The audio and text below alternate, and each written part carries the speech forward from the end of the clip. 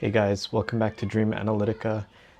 I'm going to talk about the INTP, ADHD, and life direction, something I've struggled with personally in understanding my own psychology, and I think I want to share my own personal experiences in order to maybe help other people if they are struggling with the same things in terms of trying to find the right direction in life. And there really is no defined path that people should pick in regards to their life direction. So this isn't advice or anything like that. It's more about sharing my experiences in how I manage my own mind and my own choices in regards to what I want to do with my life and what I am interested in, trying to tie that with my career, the direction in which I want to take in terms of not just living life, but also earning a living as well. And I know it can be extremely difficult for a lot of people, particularly struggle with ADHD, which I think personally is rather related to the personality type. I think ADHD is not a disorder, as the clinical terminology likes to put it, but rather just a function of the person's personality type. There seems to be a huge correlation between personality types and ADHD, particularly the INTP, the ENTJ, the INFP perhaps, the INFJ, and possibly the INTJ. So I think in sharing my own experience, I think it will have some sort of resonance to other personality types who share the same as my own. Let me get started. What I think, what has worked for me is, first of all, understanding that I had ADHD. I say had because I no longer define myself according to that term. I don't think it's a disorder. So then I started looking into personality types, particularly Jungian personality types or typology, and that really helped a lot in describing who I am, because ADHD is sort of like a blanket term for these behaviors that people with ADHD have. And then I started realizing that in the very beginning it was really exciting because it made me understand, like, okay, this is who I am. Like it explains a lot about my behaviors, like not being able to stick to one subject, not being able to pay attention in school, or getting really bored about structure, and not being able to expand on my own interests and curiosities. And ADHD really helped explain, like, okay, maybe the problem is because I'm not able to pay attention in terms of my dopamine. There's no dopamine in regards to what I'm learning at that particular moment, and so therefore, because I lack that interest in that subject, I'm not able to focus. And then I started going to personality types, which explained even more that, particularly for the INTP, we are just so full of ideas and there's such an expansive universe within us, and we are so hyped on curiosity. Like, we like to understand how things work from a theoretical standpoint, and we are really good at grasping structural frameworks, and we get sort of bored, caught up in the routine sort of stuff, the maintenance kind of things, which for some personality types is actually beneficial. The maintenance personality types, the personality types, most likely the sensation types, which enjoy routine processes and maintenance work. But for the INTP, because we have extroverted intuition, and you see how understanding the functions of cognition help you sort of explain some of these behaviors. So because of that extroverted intuition paired with the introverted thinking, it's like it just wants to know everything. It wants to understand things that may be practically useful or not. A lot of the times, a lot of the information that I absorb is not practically useful, but it's something that I enjoy, and I can dive really deep into a subject which resonates with me, which I really find interesting. So what I have come to learn is that ADHD was sort of like the precursor to self-understanding, and then it just became too generalized. Like, you could apply it, like take this drug and it'll satisfy your dopamine so you can focus on anything, really. That's what methamphetamine is, from my experience. It just releases the dopamine so that you're able to focus on anything. It's really because what they think ADHD is there's a lack of stimulation in everyday processes. We need something that really excites us, but those things that do excite us are very particular, are specialized. So the drug is there to just sort of coat everything so that we are able to focus, that there's a release in stimulation so that we're able to sit down and just do the work, the mundane work, which it did help in the beginning after taking Adderall for several years. And it did help, but then it started waning off quite rapidly. My health began deteriorating significantly because it suppresses appetite.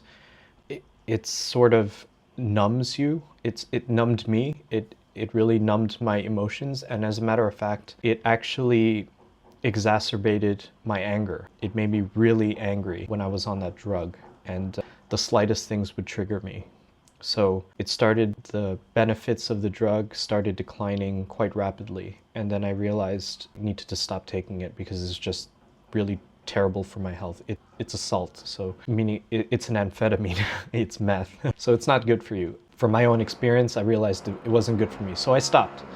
And then I started understanding more and more about psychology, and particularly Jungian psychology, which in my personal experience saved my life because it really helped me understand myself on a deeper level than ADHD tried to explain. So understanding my personality type, that I'm an introvert, that I am introverted thinking, that I have something called intuition, particularly extroverted intuition, which takes in all this information and expands it, which really helped me understand how my mind works and why I may not see the world, why I saw the world differently than the people around me, particularly sensation types. And it also helped me understand my inferior function, which is so important in psychology. Your inferior function is the doorway to evil. So it really helped me understand that because I have such a strong thinking dominant function, it would be compensated by a very primitive inferior feeling function, which is in order to counterbalance our psychology, that's what the inferior function does. So that helped me dive even deeper into my psychology and understand myself and relate to people better. Once you understand extroverted feeling better, which is about group harmony, it really helps you. If you're unconscious of it, you're going to be quite oblivious to the facts of those things, unconscious of those things. But then if you better integrate it, better understand it, that you have a counterbalance called extrovert feeling, particularly for the Intp, then you start to relate to people better because you understand feelings better. And it opens a door. It really does open a door to a whole new world of cognition that you never thought possible, a whole new world of relating to people, and enables you to become quite practically a very good leader, because if you have such a strong thinking function which can structure things, which can make very accurate predictions with extroverted intuition, and you are good with people, you can become quite a good leader in your field. So you understand those aspects, which could also explain sort of our introverted sensation, which sits on the third slot. Also explains like our lack of relationship to the sensory world, to practical matters, like the things that sit in front of us, because our extroverted sensation, which deals with those kind of things, sits way back in the unconscious. So that explains a lot about how it's sort of related to ADHD. And then what I realized too, again, if we keep going deeper into more of a personalized approach, then you start focusing on your dreams, because the dreams are your essence. So when I started identifying with personality type, it was just like discovering ADHD. It was incredibly helpful, but then it started becoming a bit too generalized now. Like it wasn't specific enough to my own life. Like, okay, I'm an introvert, so on and so forth. I have an introverted thing. Okay. But again, that became too generalized. So then I started looking at dreams, and then dreams really helped sort of because it comes directly from the essence of your being, dreams. You start to dive really deep into your psychology, that you can really see like the extroverted feeling aspect, like I mentioned before, appear as your feminine side, your anima, and how disheveled or primitive she looks in your dreams. It really does show you that. Like, for example, for my dream, before I understood about these concepts in practicality terms, in psychological terms, sorry, the anima, my inner feminine, appeared as the girl from The Ring. It's exactly like that. She appeared as this dark-haired girl, and it was terrifying. So that showed you the relationship I had with my anima back then, which was a complete mystery to me. My feelings were a complete mystery to me. And yeah, and then over time, after analyzing my dreams properly and understanding her properly, she transformed into a beautiful woman now. So that's sort of how you get even deeper into not just ADHD, not just personality types, but now into your anima and how it directly describes that feminine side within you. I know it sounds this is the problem with INTPs too, by the way. We have these chains of associations that seem like common sense to us, but it's completely oblivious to everyone else, and we're kind of like in our own world. But it will make sense later on to you. Once you understand that after learning personality types and you focus on your dreams, all of this will make sense. So again, this is more for personality types that are similar to my own, including the ENTJ, which sits at the opposite end, which is our opposite. So now how do I structure my life in terms of understanding these things? Because I know that I'm so interested in everything that it's very difficult to sit with one subject only for the rest of my life, and I knew that. What I did was structure it in a way, okay, what are the subjects that I am really interested in?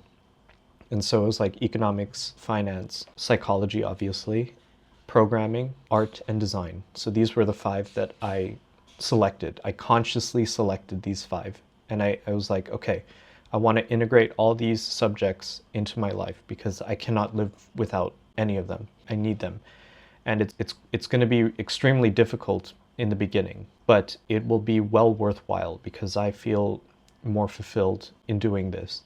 And it also helps with the ADHD aspect because we tend to get bored of a subject quite easily. So we tend to start projects and then not finish them, which is a big problem for ADHD folks. In my experience, at least that's what I experienced with my ADHD and my personality type.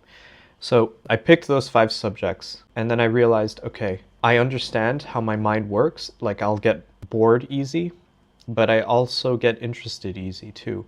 And then I realized over time that there was this pattern that I would quite literally in a year, I would be interested in one subject, get bored, get interested in another subject, get bored, and they all circulated around these 5 subjects. So once I noticed that pattern, it wasn't like focus on one subject to the exclusion of the others. As a matter of fact, it was focus on one subject, and then once you feel, it's going to be a strong feeling like, oh, okay, I'm not interested anymore.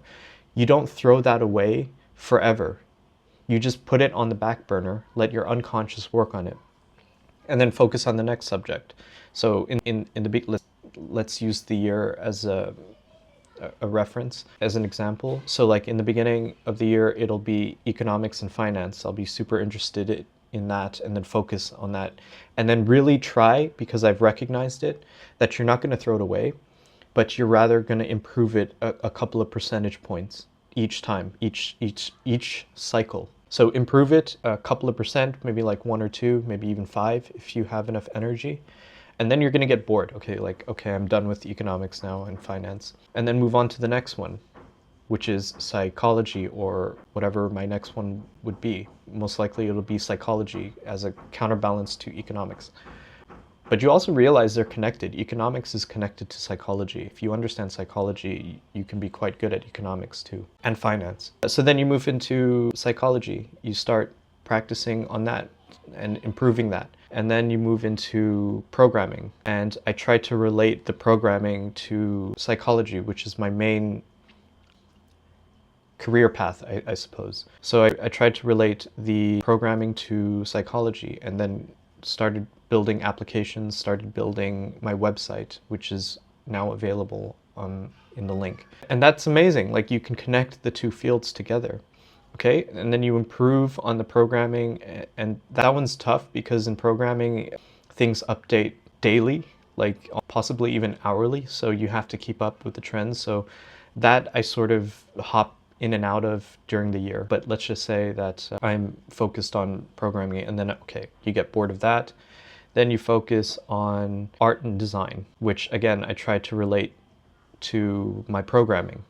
So I needed to design the logos, design the font, design the layout, design the interface, the experience for my website and my app. And in terms of art, like I also play music, so to satisfy my feminine side, play music for no one but myself.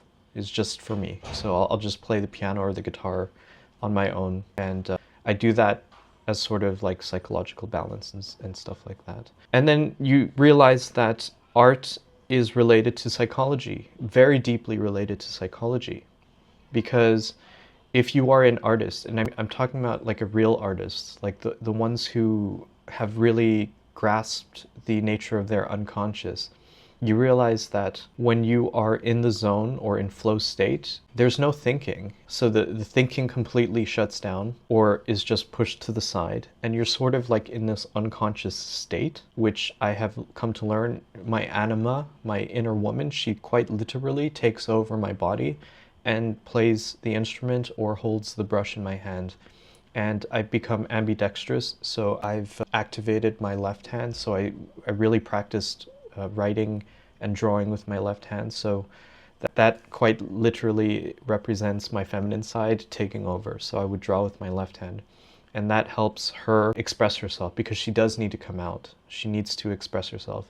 And if you go in even deeper, if you understand where this cycle is leading, you're also integrating your shadow, because if I'm focused on psychology, which is absolutely subjective, then my shadow would be more analytical, which would be economics and or programming. So you're really working out your entire self, the self there. You're letting all parts of yourself come alive. And it's just incredibly beneficial, I have found for myself. Like, you never get bored. And when you do get bored, you won't fall into a depression because you don't know what to do, because you already know what's coming up next. It sort of also helps the INTP or the mind, like the INFJ, who could be quite scattered, organize themselves psychologically, understanding like, okay, I'm gonna go into this pitfall of despair, of unknowing. But if you have another interest that you could fall back on, that you know you would be quite excited about, you're not going to fall into that despair. You'll be caught by the next personality within you. So it's like satisfying all your personalities in a way. Again, this is not advice, but this is just what I have found that really helped me in my life. And I have spoken to friends and colleagues and clients as well. And when I told them this, like, it wasn't a big deal to me, but apparently to them, it was something quite profound. They didn't realize that they could do that. And I realized why is because society, particularly in school, has told us to focus on one thing and one thing only, to specialize in one field and one field only. Particularly for the older generations, they were told like you don't have enough time in your life, or if you focus on too many subjects, you become irrelevant to one.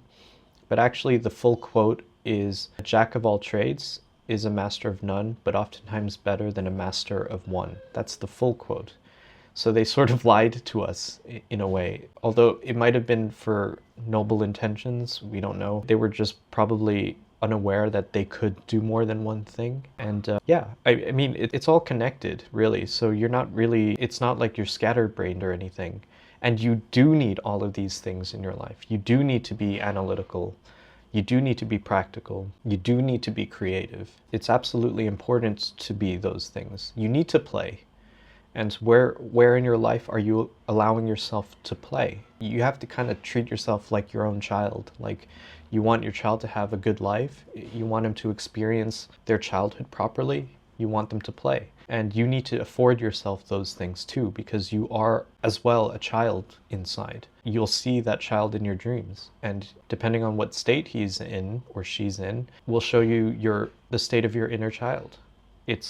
That's exactly how you would know where you are in terms of your own psychology. So you need to afford those things. And obviously, like, for the practically minded, they're like, oh yeah, we can't do art to take care of things, make money. Sure.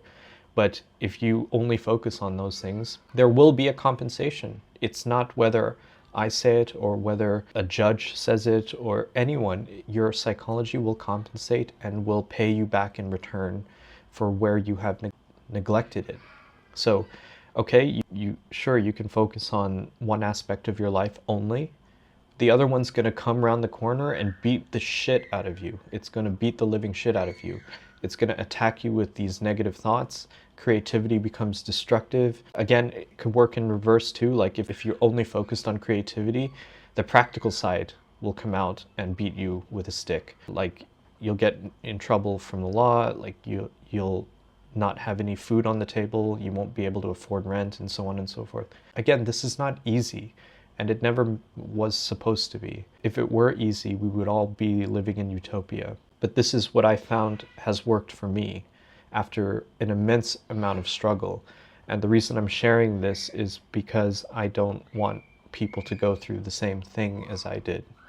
It was incredibly painful, being hammered down by society and refusing to be hammered down, and fighting quite literally for my life to be who I am, to accept myself for who I am, and then to make a living doing the things that I enjoy or the things that really resonated with me. Because there are things that you're going to have to do that you just don't enjoy, but in terms of practicality, in terms of making money, you need to do those things, unfortunately. Like, for one, I don't particularly like talking to people. I'm an introvert, and I prefer to keep to myself in my own head. But I can't do that because I do need to speak to clients. I do need to speak to friends and family and socialize. That's part of life. It's healthy. It's a healthy thing to do. So I need to do those things. I also don't particularly like making videos. As a matter of fact, I rather detest making videos, sitting here in front of a camera with a ring light and getting the tools and stuff for it, trying to improve the quality. I don't really enjoy it as much as maybe a full-time YouTuber might, but I know I must do it because that's how I am able to keep the lights on and, you know, and do those things. So you do have to sacrifice a little bit here and there, and that's practically normal. You have to understand where you're willing to sacrifice, and it takes a lot of courage to do it. It's not going to be easy at all. It's going to take a lot of courage to stand firm in your values, to stand firm in what you believe is right for yourself, not to be subjected by the pressure of your family or society, and to stick with it and don't be pressured by it. If you must do art, you have to do art. There's no other way. If you are a creative, if you're one of the creative minority, you must do your art. You must be creative at the sacrifice of maybe not having enough money for rent for a couple of months. Something out there will save you. This is what Jung is trying to teach in psychology and individuation. You cannot neglect it. Obviously, there are things that we must do to live properly, like I mentioned, but if you're calling, you cannot ignore your calling. You cannot. I could not. And despite the amount of suffering that I went through to answer my calling, to answer my call to understand psychology and to pursue art, I could not ignore it. I couldn't, and I suffered a lot for it. But when I look back, I don't think I would not have chosen any other path. I suffered for that very reason, and it is suffering. It is painful. But if you don't go through that, you're just going to suffer probably even worse if you do not answer your calling. You're going to waste this one life that you do have. So those are, I know we went kind of deep, and I don't really mind. I kind of wanted this to drag on and let my unconscious come out and speak on behalf of me. And that's what I've tried to do. Yeah, so that's all I have. And I hope my experiences would probably help somebody, or at least bring a bit of insight to the struggles of our personality type, and if you share the same personality type or the same problems of what you want to do in life. Again, there's no advice here. I'm not saying you should do anything. There's no answers, which might be a bit frustrating. I understand that. But what I'm essentially trying to say is the answers exist within yourself. You don't need anyone to tell you. As long as you follow your own dreams, quite literally, your dreams will tell you. And the proof is in the pudding. Like I had a dream when I was seriously doubting if psychology was the right approach to my own life.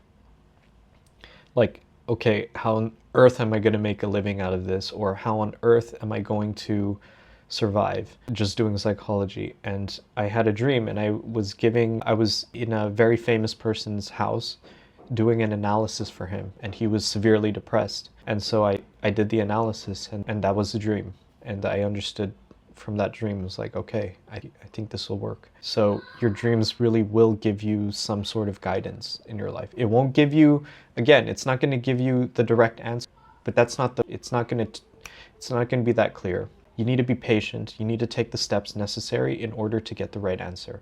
And only in doing that work do you know that that is the right answer. It's like fast food. It tastes good, but it's not healthy for you. You don't want fast food. You want well-cooked Michelin star food. You want it to take time, and it's going to be expensive, expensive in terms of time. So that's how you know you're on the right approach in terms of understanding your direction in life. It's going to take time. You need to be patient, and you need to understand that it comes with suffering, and you can't avoid the suffering. You can temporarily evade it, but it'll catch up to you and be twice as bad later on. So I hope this helps, and thank you so much for watching.